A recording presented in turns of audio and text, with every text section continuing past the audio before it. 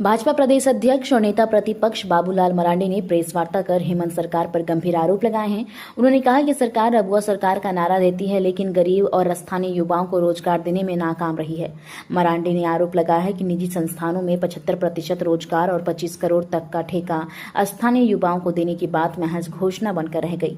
सरकार ऐसे नियम बना रही है जिसमें आम नौजवान भाग ही नहीं ले पा रहे हैं। उन्होंने कहा कि बालू घाट और ठेका पट्टा के नियम बड़े पूंजीपतियों के हित में बनाए गए हैं, जबकि ग्राम सभा को उसका अधिकार नहीं मिल पा रहा है। मरांडी ने शराब नीति पर भी सरकार को घेरा और कहा कि यहाँ नीतियाँ सरकार नहीं बल्कि माफिया तय कर रहे हैं। उन्होंने चेतावनी दी है कि यदि हालत ऐसे ही रहे तो एक बार फिर आंदोलन करना पड़ेगा।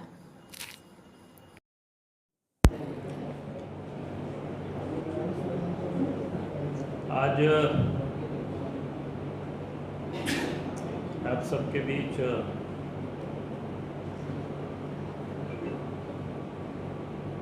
मैं सरकार के उन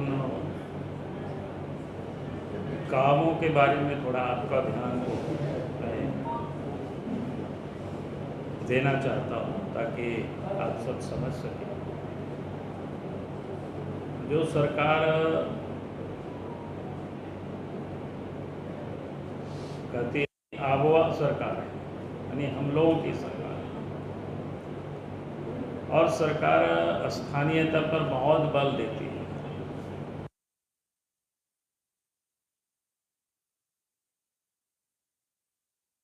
अवसर मिल रहा है।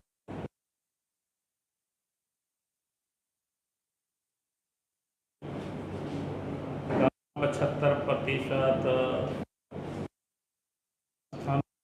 के लोगों को काम मिलेगा।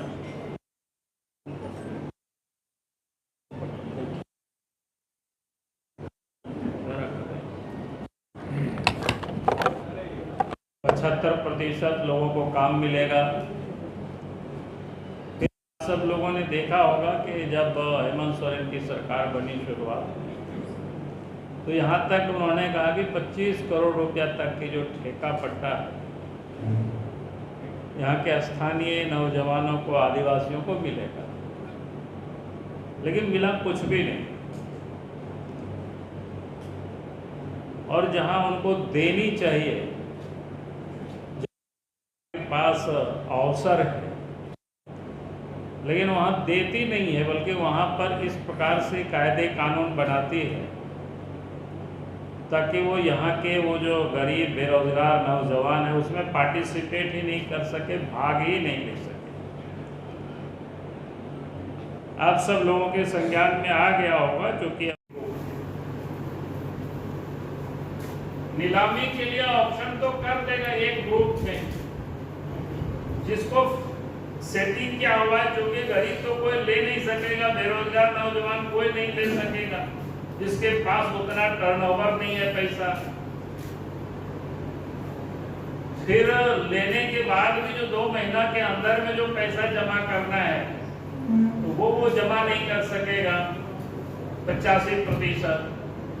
तो मैं ये कह रहा था तब क्या होने वाला है, ये 16 बालू घाट की मैं ये बता रहा था। जो इंटरेस्टिंग इसमें से खेल है, वो खेल क्या है कि पर्यावरण क्लियरेंस होता है, फॉरेस्ट क्लियरेंस होता है। आप सबको ध्यान में है कि ये बालू घाटों की जो फॉरेस्ट के पास पड़ता है, तो वहां पर फॉरेस्ट क्लियरेंस मिलता नहीं है। तो 16 में से अगर एक भी उनको क्लियरेंस मिल गया, 16 बालू घाट को के घाटों से बालू को उठा करके उसी पर वो बेच देंगे बड़ी आराम से। यानी इसकी इन लोगों ने एक कारीगरी किया,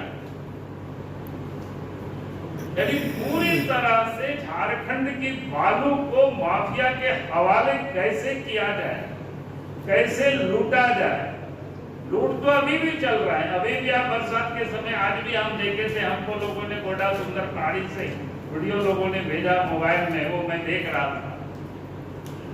कल भी मैंने देखा कि कहाँ का धनबाद जिला का, वो भी किसी क्या बोलते हैं सोशल मीडिया में हमने देखा था कि वहाँ कैसे कैसे माने ट्रक से पानी से लोग निकाल रहा है बालू, ये सब देखता है, वहाँ गाड़ी लगी हुई है किस प्रकार से। तो इलीगल काम तो अभी भी चल रहा है, लेकिन उसको अभी जो थोड़ा सा दिक्कतें होती है इधर उधर, तो दिक्कतें नहीं होती, क्योंकि लिया तो रहेगा 16, लेकिन उनको चूंकि पता है उनको कि इन घाटों का हमें मिलने वाला नहीं है क्लियरेंस, फॉरेस्ट की ना इन्वायरमेंट क्लियरेंस, लेकिन तब भी हम, क्योंकि उस ग्रुप में 16 है, 16 में से एक दो उन्होंने लिया है, तो पूरा जो 16 के 16 नदी की बालू को लेकर के वो बेच देंगे, तो एक प्रकार से माफियाओं के लिए वो लीगलाइज हो जाएंगे। तो ये एक लूट की बड़ी साजिश है। इसलिए हम सरकार से ये मांग करते हैं, भाई ये स्थानीय युवाओं का अधिकार बनता है, अर्थात ये ग्राम सभा को दे देना चाहिए।